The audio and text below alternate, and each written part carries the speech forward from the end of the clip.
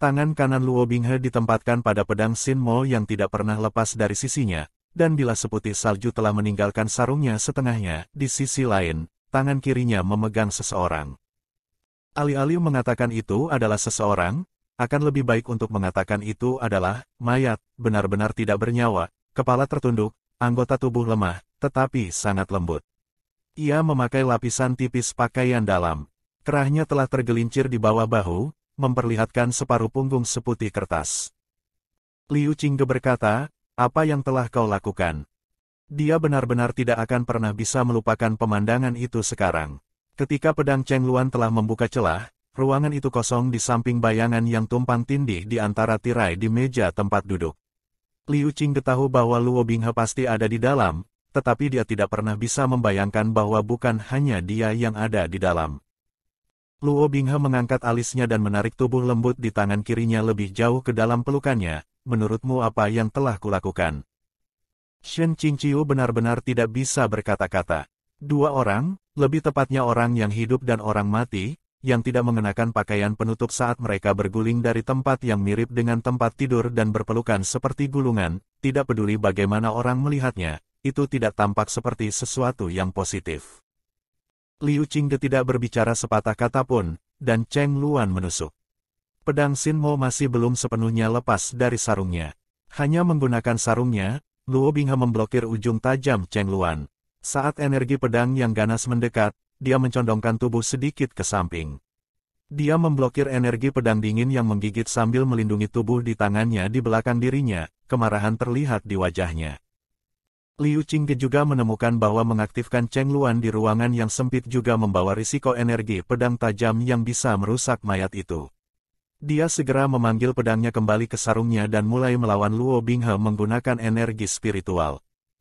Selama mereka berduel dengan kasar dan kacau, pakaian tubuh itu mengendur dan meluncur ke pinggang, dan telapak tangan Luo Binghe langsung menempel pada daging yang cantik itu.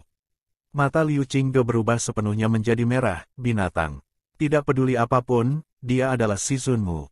Luo Binghe dengan tenang berkata, jika itu orang lain, menurutmu apakah aku akan melakukan ini? Murid-murid istana Huanhua yang mengelilingi benar-benar tercengang dan ternganga.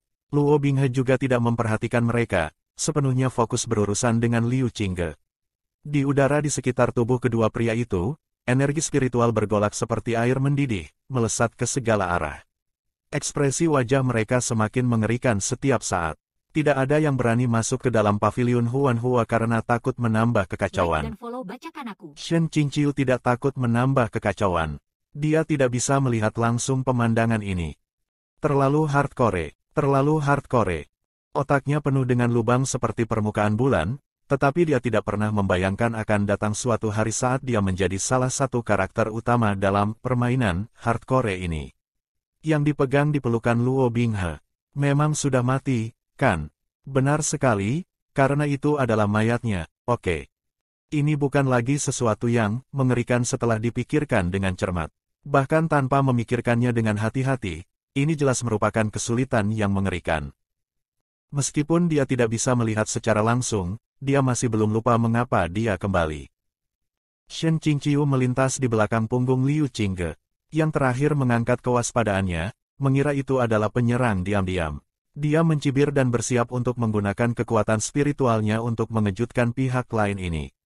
Namun, sebuah tangan diletakkan di punggungnya dan aliran kekuatan yang lembut, tetapi kuat, mulai mengalir ke dalam sirkulasi spiritualnya.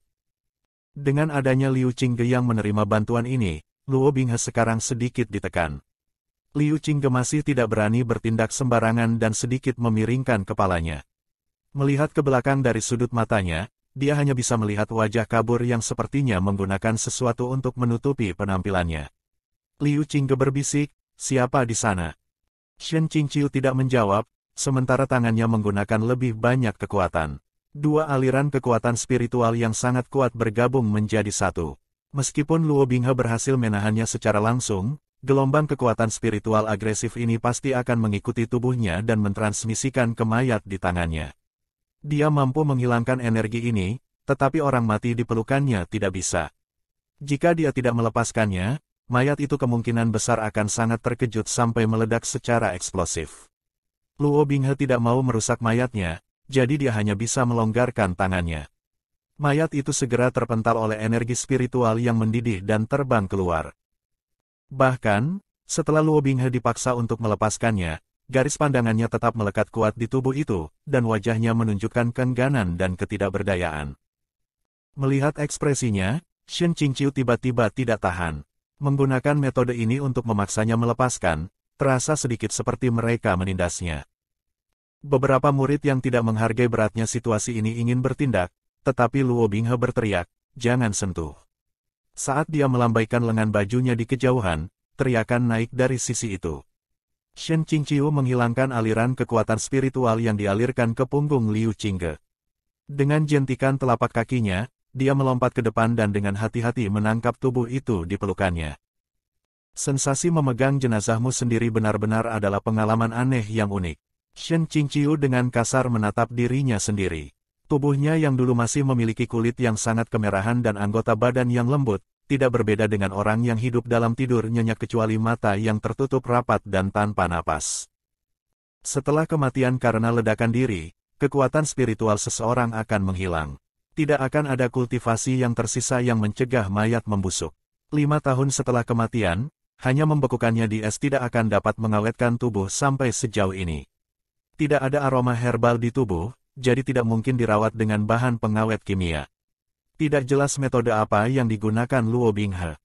Shen Qingqiu menghindari ledakan spiritual yang cukup kuat untuk membelah gunung dan memecahkan batu.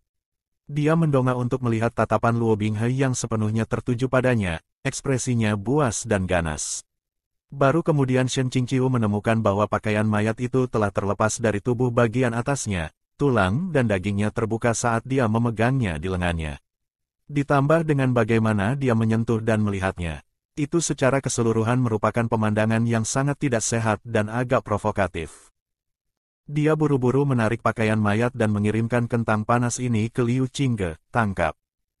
Luo Binghe ingin merebutnya, tetapi dia terjebak dalam keterikatan Shen Qingqiu. Shen Qingqiu awalnya khawatir Luo Binghe akan mengaktifkan parasit darah iblis surgawi, tetapi apakah karena dia telah kewalahan oleh niat membunuh atau dipukul konyol oleh kecemasannya, Luo Binghe sebenarnya tidak berpikir untuk menggunakan kartu truf ini. Liu Qingge menangkap tubuh itu dengan satu tangan dan memanggil Cheng Luan dengan tangan yang lain, dengan mudah mengalahkan pengepungan para murid istana Huanhua. Setelah dilempar bola-balik oleh mereka, pakaian mayat itu benar-benar terlepas dari tubuh bagian atasnya. Liu Qingge baru saja menyentuhnya ketika dia merasakan telapak tangannya menempel pada kulit yang halus, baik, dan sejuk. Area yang disentuhnya sepertinya memiliki sedikit arus listrik yang merayap di atasnya, dan seluruh tubuhnya membeku.